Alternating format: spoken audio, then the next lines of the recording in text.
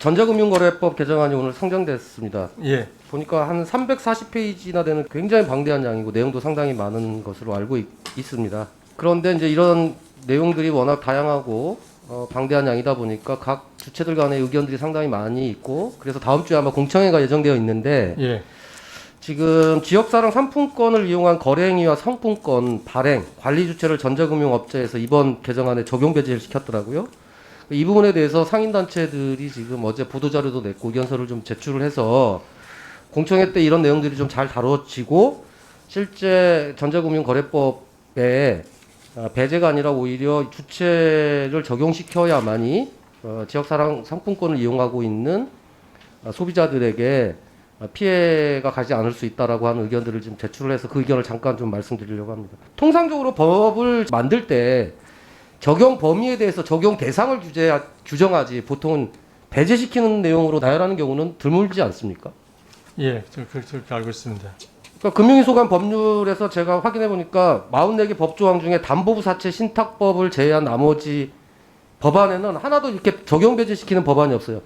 담보부 사채 신탁법조차도 해당 법에서 정의한 내용을 기존 타법에 정의하지 않는다라고 이렇게 적용하고 있지, 적용 배제하는 것을 타법까지 적용시키는 사례가 별로 없다는 거죠. 그런데도 불구하고 이렇게 배제를 쭉 나열한 이유가 도대체 무엇인지는 뭐 추가적으로 공청회 때 많이 얘기를 좀 했으면 좋겠고요. 의견을 좀 전달하는 겁니다.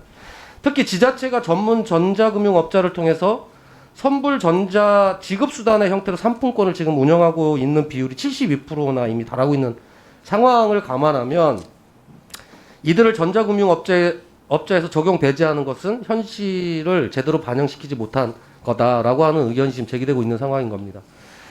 특히 이제 전자금융거래법에서 금융사고 예방을 위해 전자금융업자에 대한 손해배상이나 기록보존, 특히 보안, 안전성 확보 의무와 해당 약관을 소비자에게 제공해야 하는 등 강력한 의무를 지금 부담시키고 있는데, 지역사랑 상품권을 통한 대금 결제업자를 규제 대상에서 만약에 제외시키게 되면 소비자의 금융피해의 사각지대가 실제적으로 발생할 수밖에 없다. 그래서 소비자 피해가 상당히 우려된다라고 하는 입장인 것이고요.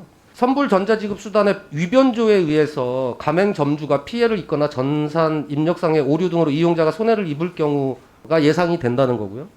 특히 우려되는 지점은 전자금융 이체 업무 등의 전자금융 거래에 대한 부분을 전문성이 떨어질 수밖에 없는 지자체에서 관리 감독을 해야 되는 상황이 발생을 한다는 겁니다. 그래서 이 문제들을 종합적으로 잘 검토하셔서 개정안이 논의되고 공청회에서 논의될 때 이런 부분이 가만히 돼서 지역사랑 상품권을 이용한 상품권 발행 관리 주체를 전자금융업자에서 적용하는 것으로 법안 개정이 될 수 있도록 좀 적극적으로 검토해 주십사 하는 의견을 드리고, 다른 의원님들께도 당부의 말씀을 좀 드리도록 하겠습니다.